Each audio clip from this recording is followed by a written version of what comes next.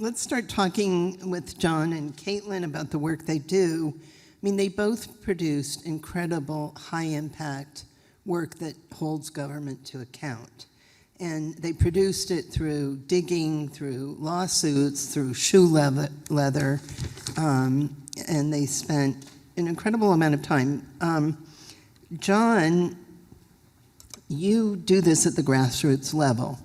And again, it directly affects the people you're writing about, and you confront, you are part of a community, you confront your community that has pros and cons. Perhaps you could talk about, how you found out about this story in the first place, whether you got tips, and we'll start there, and then we can talk about the kinds of obstacles that people throw up on the local level as well. Yeah, for a little context, I'm a columnist by trade, right? So, and I had been off to on a fellowship and book leave for a little while, and had been away from writing columns. So I was coming home, and after a year and a half, your sources aren't what they used to be. The world is in a situation where I'm thinking the last thing the world needs is another hot take on something, and I really need to go back to my roots a little bit, which is investigative reporting. And it happened that we'd gotten a grant from Columbia to do some work on criminalization of poverty, which is something I've written a lot about and I feel very strongly about. And we really criminalize people in Alabama for a lot, because we want to call ourselves a low tax state, so we just collect our taxes other ways. And it's one of those things that's so important to talk about, and it's so hard to get readership on, because a lot of readers just cannot put themselves in a position of thinking I wouldn't be able to pay for running a red light ticket. And I can't imagine being stuck in this system that keeps you in there, that really traps a lot of people.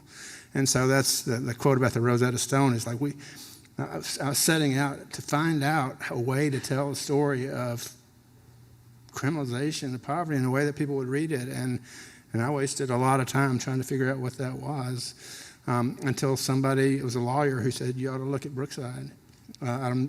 She said, I'm not sure what's going on out there, but something is. And started looking at lawsuits and at audit reports. And I mean, honestly, when I saw what do? You take your reports and put them in a spreadsheet and then figure out what they look like. And it was clear that something really strange was going on there. And then that led to everything. And it was one of those stories where everything happens in a way that progresses the story in a pretty lucky way. But that got me there. I mean, what you found when you found a few cases and started writing about them, right, is that they started coming out of the woodwork. Yeah, that was the most amazing thing. I mean, the numbers alone were staggering. 640% increase in fines and fees over the course of 2 years. This was a town of 1,253 people with only one retail business, a Dollar General, and they were using fines and fees to pay for half of their town revenue. It was insane. They had a drug-sniffing dog named Cash, and a tank they parked outside the town hall, and they were proud of their amount of stops. But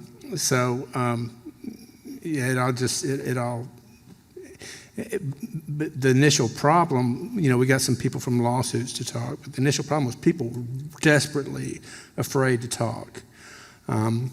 But went out on a court day in which a line to court stretched 100 yards or something close to that, and people began to talk, and after the first story ran, people just came out of the woodwork. And the thing I remember most about the story is these town halls that they held in the wake of their first stories, in which hundreds of people would get up to talk, and almost to a one they would say, I never thought anybody would listen to me, and that to me is the most powerful thing I take away from this, is that people who thought they would never be heard were heard, and that's the best thing I've ever done in journalism. I think that must have been incredibly empowering for those people to, realize that they weren't alone, that this was happening to so many people in the community, and B, that we will listen to them. Right. I mean, and the town commission.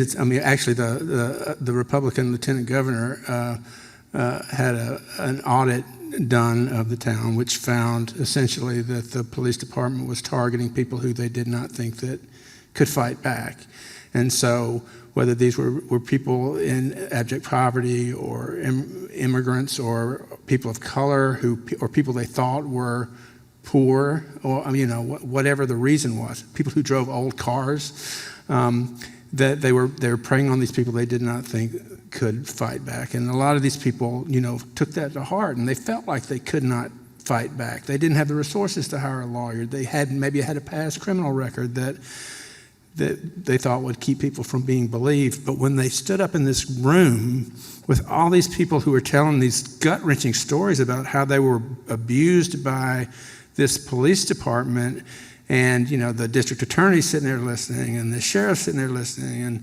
and people are listening, and they're able to tell their stories, and almost every one of them cried, but they cried because they never thought they would be believed, and that when they told their stories, it gave other people strength to tell their stories. And so these stories rolled out every single day. I think that after the initial story, I think I wrote a story every day for at least 2.5 months. And many of them were about those people. And I always think that, when people tell you their story, it's a gift, and it's a gift, and you better use it appropriately. And I think and for me, there's never been a better example of that. And you're talking about a town of 1,253 people that had more arrests than they had residents. Right? They had, I can't remember the number off the top of my head, but something like they went from 50 tows one year to something like 700 the next, because they're just so lucrative. You could charge a fee to get your car back. You could charge another fee for the privilege of getting your car back. And it escalated. It became a situation where they became very expert at taking people's money. And it was very clearly less about justice than it was about cash. Again, with the drug-sniffing dog named Cash. The other thing was they just became so adept at racking up so many charges without with all of them being misdemeanors, because if they charged somebody with a felony, it would go to county court and it would be out of their hands. So there were cases where somebody rolled through a stop sign, they stopped them, they found a joint in a baggie, right? And so they charged the guy with, possession of marijuana, possession of paraphernalia for the paper that wrapped the joint, possession of paraphernalia for the baggie that held the paper that wrapped the joint, possession of paraphernalia for a tray they thought might have been used to roll the joint. And up to, like 11 or 12 charges for $15,000 in fines, all of which are misdemeanors, which they could handle in their court, because it was all about that money. You got a lot of support from the community, obviously, that felt that they were being heard, but what kinds of obstacles did you encounter in the community as you were reporting this out? Well, I feel almost guilty, because there were fewer obstacles than one would normally have. There are obstacles initially when I was trying to get the information, when I was trying to get confirmation, when I was trying to make sure we had it. But and I expected a lot of blowback from law enforcement. I expected it to be made political, like everything else is these days in Alabama. But the obstacle was getting people to talk. But when that first story dropped, that changed everything. And it immediately outraged people on both sides of the aisle, which is amazing in a place like Alabama at a time like now. And that spurred a lot of change really fast. And law enforcement, again, came forward and said, we hate what they're doing here, because they make our lives more dangerous. every day we have to pull somebody over because they think we're doing the same thing. Of course, later we found out that many of them are doing the same thing in a way that may have been less ham-handed, but perhaps more efficient at extracting money. You know, there are those moments, again, like when the hair stands up on the back of your neck, when you look at the audit, when you find out, that they've gone from 1 to 14 police officers, or when you're sitting in front of the police chief who had avoided you for a month, but then when he sees you talking to defendants, invites you in. But when I said, you have 640% increase in fines and fees over the last 2 years. I mean, that's a lot. And he said, it should be more. If they were working harder, it would be more. And that was one of those moments where you just know he's owning this, and that's great. You've got a great line about that, police chief. You said there's times when people treat you like you're an idiot. Talk about that. It's a great line. Well, a lot of times people treat me like an idiot, including my children. But I mean, and they're usually right. But I mean, we were talking a little bit about that earlier. It's fine for people to think you're an idiot. And this chief was the type of person who thought he could talk his way out of anything, and it had worked for him in the past in a lot of ways. And the more he talked, the more I think it was helpful to me. But there are also some, I think Caitlin and I talked earlier about the importance of what happens when you know that you're being lied to. And a lot of people think that they can get out of things by lying to you, and what they do is cement your resolve to make sure that you don't allow that to stand. And I think that was motivation for both of us in these stories. So but there was other impact as well, right, for the people? Yeah, within 2.5 weeks, the police department was back down to like 4. Almost everybody had been, including the chief and the lieutenant, were resigned or were let go. Within 2.5 months, the Alabama legislature, in bipartisan fashion, had passed 4 laws to prevent another Brookside, including limiting the amount of money a town can receive from fines and fees to 10%, and they had been at 49%. And some other things. There was an audit in which they found, when they essentially confirmed the findings of the stories, and also found large garbage bags full of prescription drugs that they couldn't explain nor were tied to any active cases. The district attorney and the judges dropped hundreds of cases, although some of those are now being fought in the Alabama Supreme Court. And again, it's one of those situations where, again, the only thing I can remember about this is people coming forward and saying, I got my life back. And, Alabama's a pretty target-rich environment, and we have, I've done a lot of things that, got people in trouble. But when somebody comes back to you and says, thank you, I got my life back, it really sort of gives meaning to the things that we do. They always tell us to afflict the comfortable and comfort the afflicted, but I'm telling you, it's more fun to comfort the afflicted than it is to afflict the comfortable.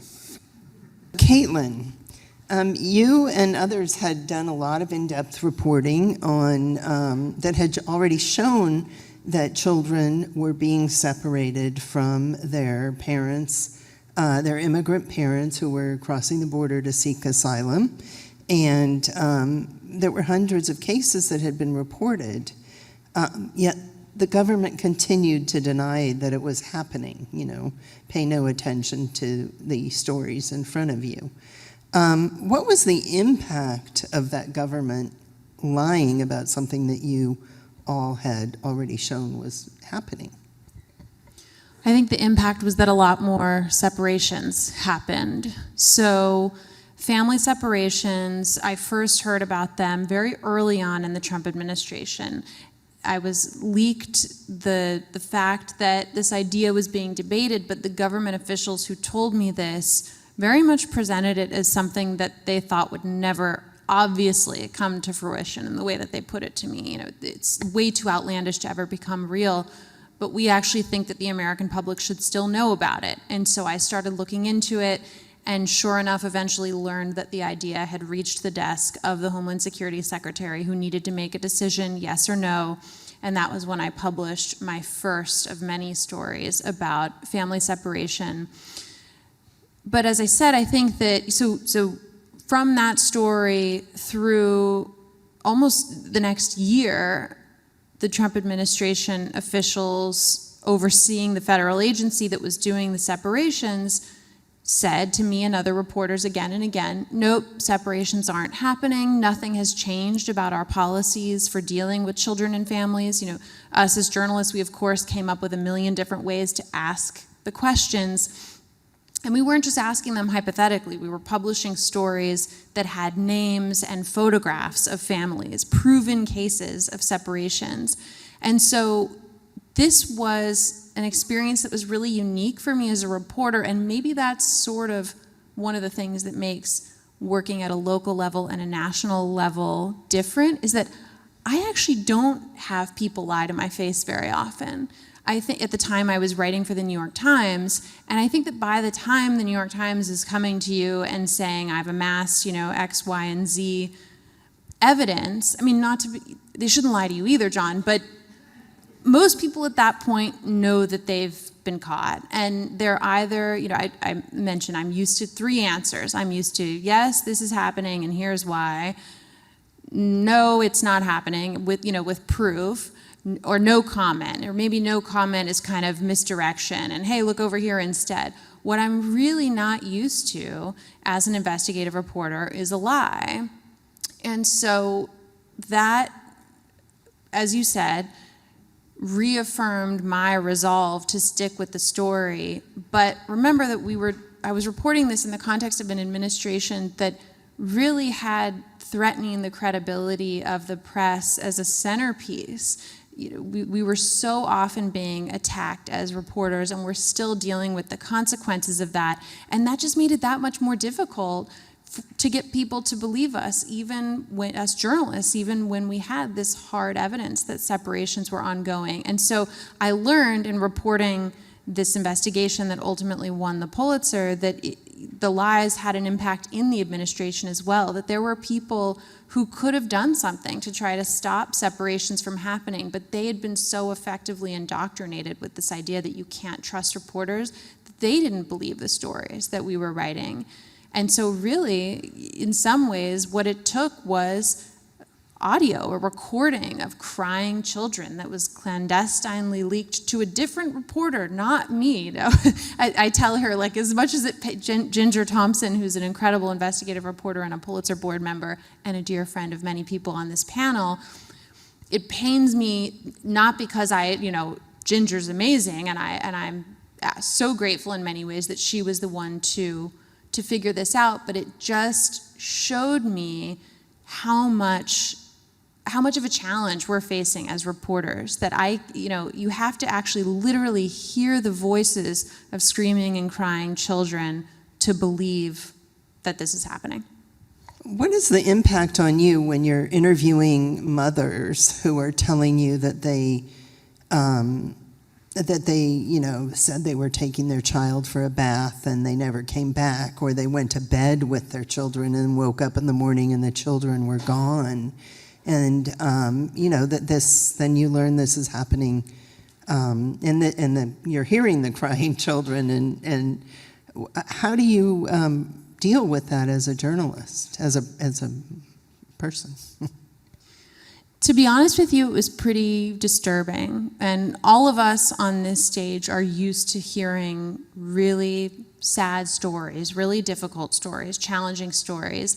And there was something that was different about family separations. Ultimately, I ended up spending a lot of time reporting on this, learning about the trauma that separation can cause, and how in children specifically, it actually prevents their brains from fully developing, prevents dendrites from growing to be able to develop resilience and develop healthy attachment style, which is why so many of these families are still, the ones who've been reunited, are still really suffering as a result of what they went through, much less those who haven't been brought back together. So I've been an investigative reporter for a long time, and I like to think of myself as very tough.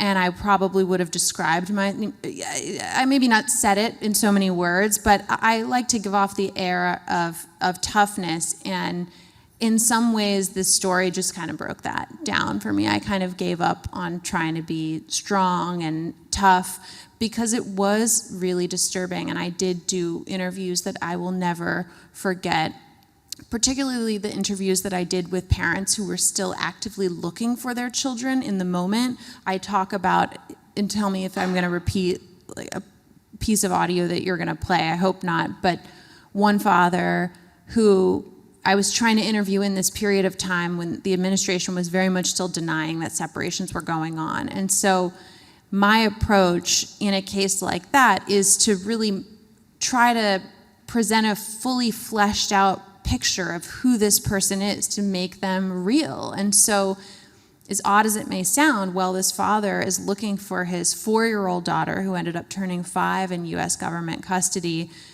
I wanted to know, her name was Philomena, what was she like? What did she play with? What did she look like? What was her favorite color? Anything to help me convey a story to readers that convinces them that she's a real person and so are you, and that you're trying to find her. And this father, I've never experienced anything like it. It was like he couldn't even process my questions. So the whole interview consisted of me trying to engage him on different subjects and him coming back to me with a question over and over and over again, put in different ways. When am I going to get my daughter back? And then I'd say, well, can you tell me a little bit about her and what was she like?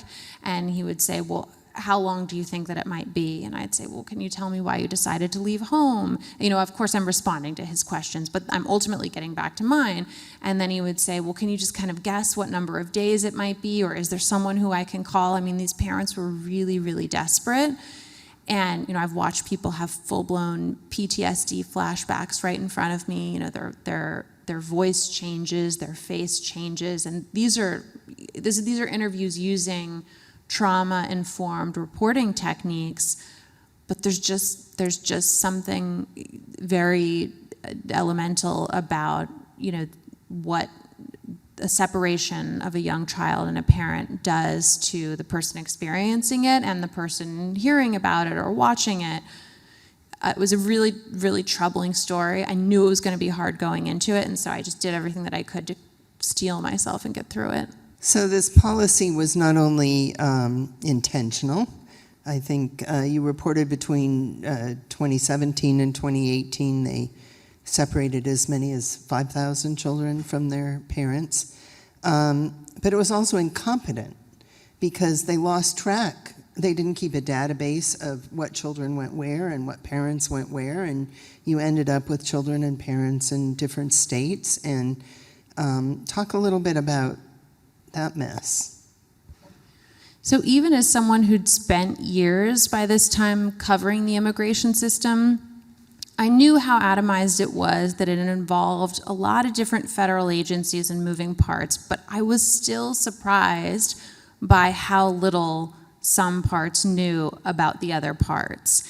And a big part of how family separations came to be and how so many ended up being carried out is this denial that went on for months that came from an assumption from one department that, well, the other department must be reunifying them after the prosecution is done, or some other agency must be reunifying these families after their immigration processing is done. Everybody assumed that someone else was taking care of it, and that's how you end up having thousands of kids taken from their parents. So there's sort of evidence before, during, and after the separation that it was always the point, and that there were people pulling levers as hard as they could to not just make sure that these families were separated, but to make sure it was, these separations were as long and excruciating as possible. Of those 5,000 children, how many haven't been reunited with their birth families? So the total number of separations is this squishy number of more than 5,000, and that's because the record keeping was so poor and non-existent in a lot of cases. The way that we got to that is through subsequent efforts that were mandated under a court ruling to forensically analyze government computers and try to establish who may have been separated and where they may have ended up. So just as we will never know for sure, we likely will never know for sure the concrete number of total separations that took place, we also will probably never have a concrete, indisputable number of reunifications that have yet to take place. But the number right now stands at over 1,000, according to government records. It is possible that some parents and children may have found each other on their own and not reported it to the federal government for sort of obvious reasons. I think a lot of these families never want to deal with the American government again. But I think that it's almost certain that some parents and children will never come back together. I mean, more than 1,000 is a very, very high number. You know, parents who do, you know, who have yet to be reunited are still being discovered, right? So that tells us it's not as if everybody has managed to find their child. We know there are custody proceedings that have taken place. Children have been adopted. Children have been taken into the homes of sponsors. Sometimes those sponsors were extended relatives or family friends, sometimes not. So it's very unfortunate that we may never know for sure, but the number is quite high. So in both of these stories, what really struck me was that there were people who were blaming the victims. So, John, in your case, it was, well, if they stopped them, it's because they broke the law, and if they took their car, it's because they deserved it. And Caitlin, in your case, it was, if they took the kids away, well, they probably weren't good parents because, after all, they brought them up here and broke the law. How do you, let's start with you, John, how do you confront that attitude and try to change it, or you don't?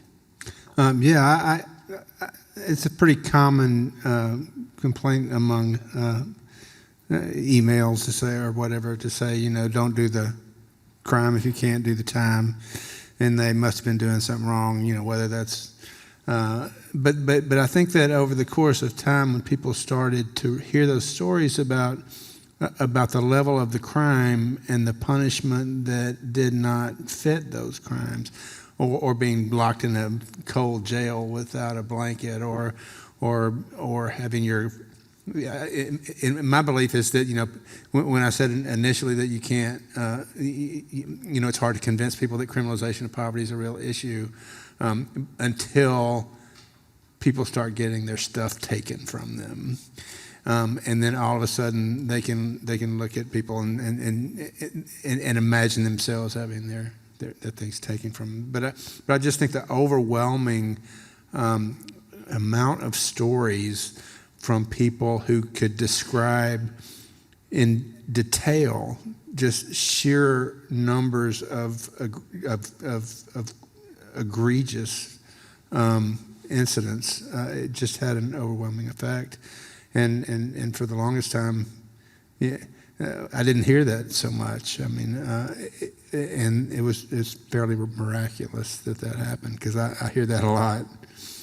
I just wanted, so you also they had boats taken away. Like, talk about that. Yeah, I mean, the chief would walk through people's neighborhoods putting, you know, like orange stickers on people's boats that were parked in their backyards because they didn't have an updated, a current registration. So they were going to confiscate boats in people's garages and backyards that weren't even on the water. And just this incredible amount of overreach that really got under people's skin, particularly in a place like Alabama that, you know, barely has zoning. So, you know, it was a bit of a shock. I can add to that. I think when you're writing about a very, very politicized group, as I seem to always be doing. But immigrants, especially immigrants who don't have legal status, the bar is higher to convince people that they should pay attention. And I guess I like that challenge, because I've certainly had many well-meaning editors try to talk me out of sticking with this beat and move on to something better, and I haven't been able to, because I just don't think it matters. And you know, the other thing about family separation, it was also a very rare moment where you had Republicans and Democrats completely incensed. Really the only moment in the last 25 years of immigration debate where everybody was saying the same thing, from Nancy Pelosi to Ted Cruz, you know, we need to outlaw family separations. I had a career Republican prosecutor say to me about the way that these separations were carried out. You know, we wouldn't do that to a murderer. That's not something that we do in this country. And so I think that helped, that it doesn't matter who you're talking about. You know, the intentional infliction of harm on children, and specifically the intentional taking away of children from their parents, is something that, as Jonathan White actually put it in my story, he was one of the top officials at the Health and Human Services Department who tried to prevent family separations from happening, who worked very closely on the reunifications that have taken place. He said, you know, history has spoken on this specific issue, right? The other examples historically of children being taken away from their parents in the United States being the children of enslaved people, the children of Native Americans. You know, this is something that we have, or we believe we have, moved on from societally. And so that, I think, made this story ultimately blow up in the way that it did, and made it a bipartisan issue. But I've had other examples of stories that have broken through when it comes to immigration, despite how politicized it is. You know, I reported on a detention center in Texas where I found out that children were being housed for weeks on end without access to soap, to a toothbrush. They hadn't been able to bathe. They were still wearing the clothing that they'd had on when they'd crossed the border. They didn't have enough food. They didn't have, you know, there were mothers who were nursing who weren't able to produce milk because they weren't getting sufficient nutrition. That was a story that got a bipartisan response. Some of you might remember the detention center in Georgia where women were being subjected to gynecological procedures, including hysterectomies, without their knowledge or consent or desire to have them. So I think, you know, the bar is higher, but it's not so high that it can't be crossed. So I thought it'd be fun, because we've got some students here too, and I was able to ask them this on the podcast. They've got great stories about how they got into journalism. They didn't start as Pulitzer Prize winners. They started just like many of you on a college campus. So I want to hear your stories. Well, I guess my story has to start with flunking language skills 2 in high school, so which was a good thing for me. But and I had no idea what I wanted to do, so I had 6 different majors before I decided to go into journalism, because I would get out in a reasonable time. But I walked into the student newspaper at the University of Alabama and fell pretty madly in love, both with the business and the woman who covered the SGA, who would become my wife and still is. So that's an unusual path, but I mean, I just remember that moment, you know, sitting there writing about things that seemed so important, and maybe were in ways at, you know, my college newspaper, and having people respond to those things, and having me, you know, write things. And so I finally came to understand that when I wrote something through, that's when I knew what I thought about it. And to have, you know, this realization that I could write about these things that I never would have had the guts to talk about, or I never would have had the thought to talk about. And it just, I was madly in love, and I still am. With both? With both. Okay.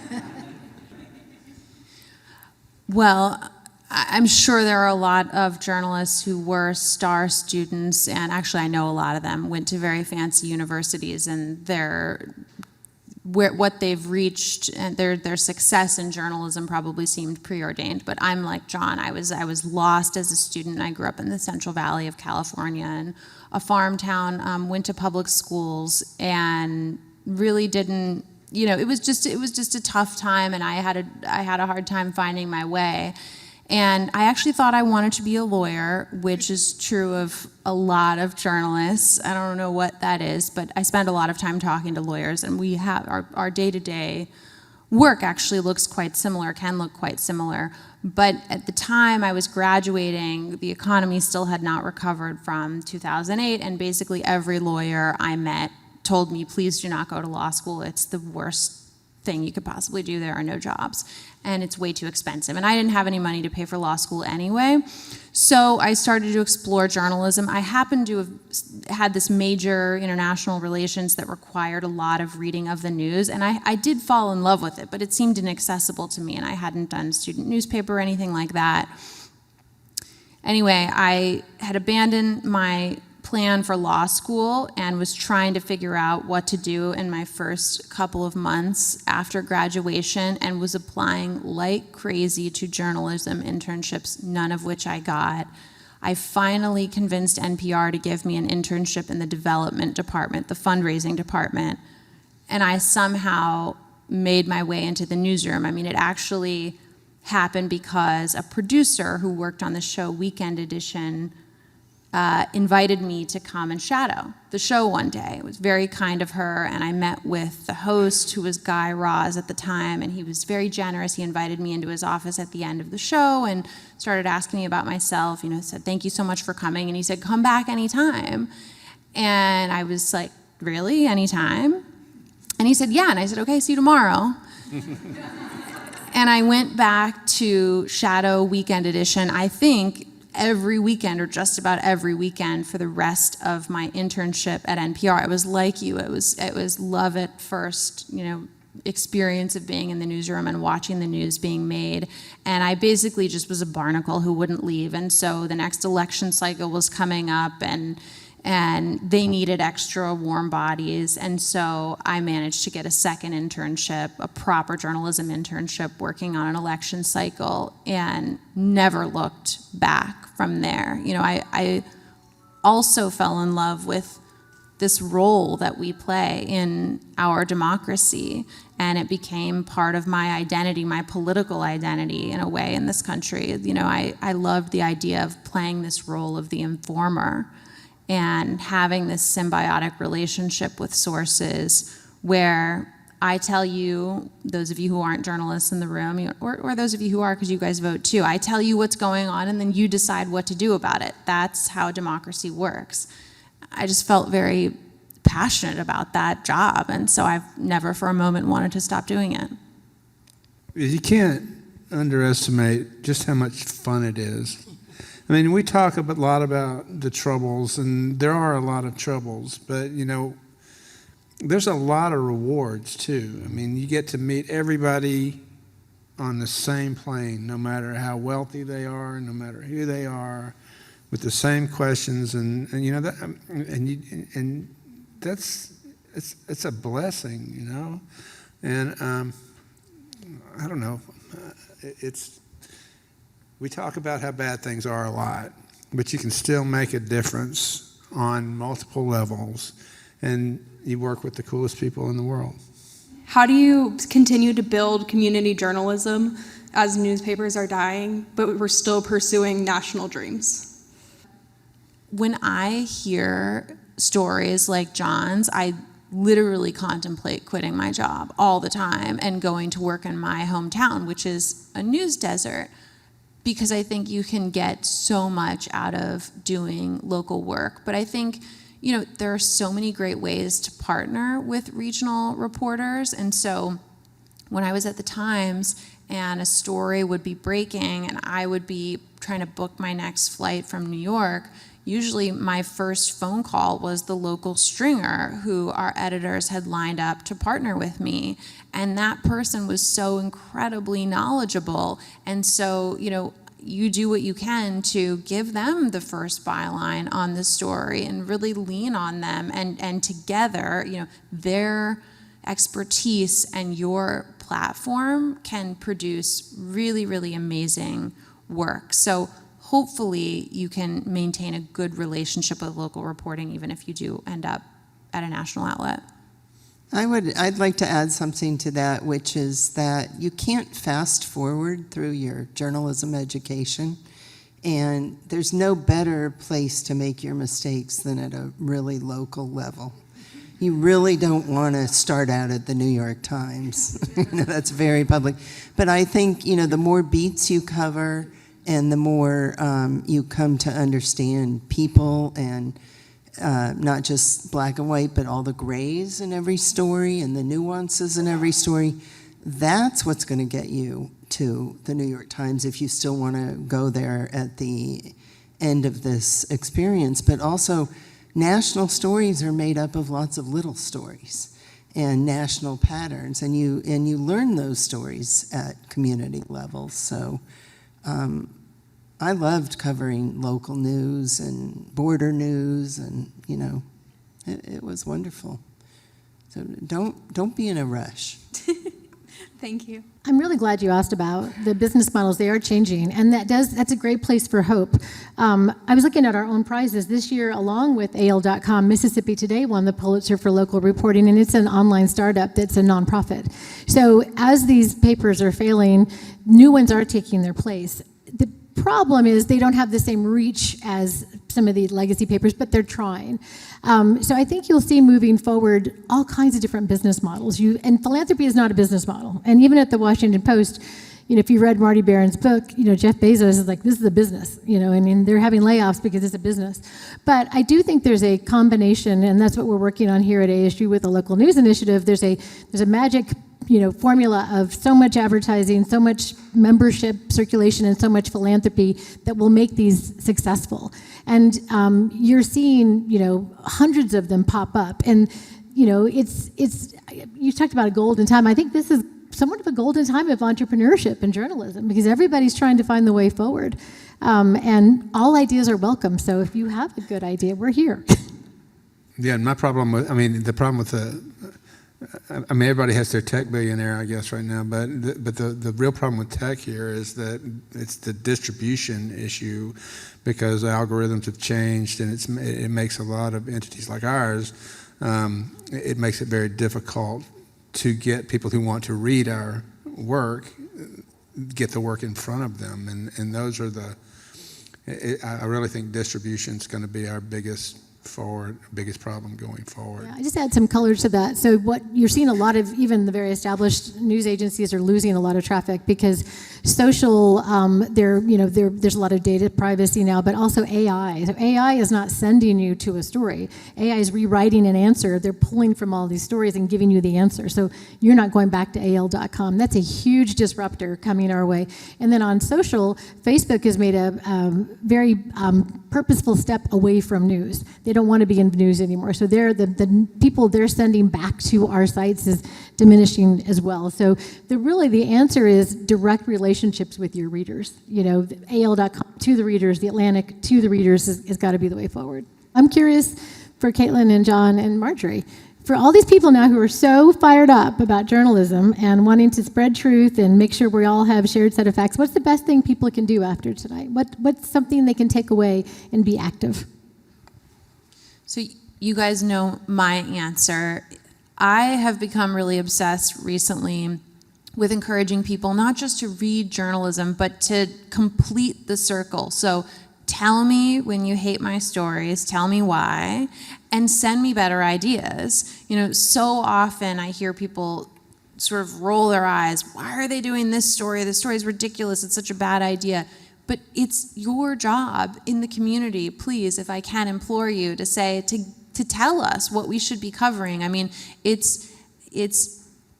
our job, it's incumbent on us to have relationships with people so that we know who to go to find out what's happening locally, but we can't know everybody. And if you think that your local news outlet is doing silly stories of low import when there's something else happening across the street that's such a big deal and why can't they look over there, it's because they don't know. Just write them a letter and tell them, our job is to hold institutions of power accountable, but journalism outlets are also institutions with power. Hold us accountable. Like I said, tell us when you think our stories aren't good, if they could have been better written, if they could have been better framed.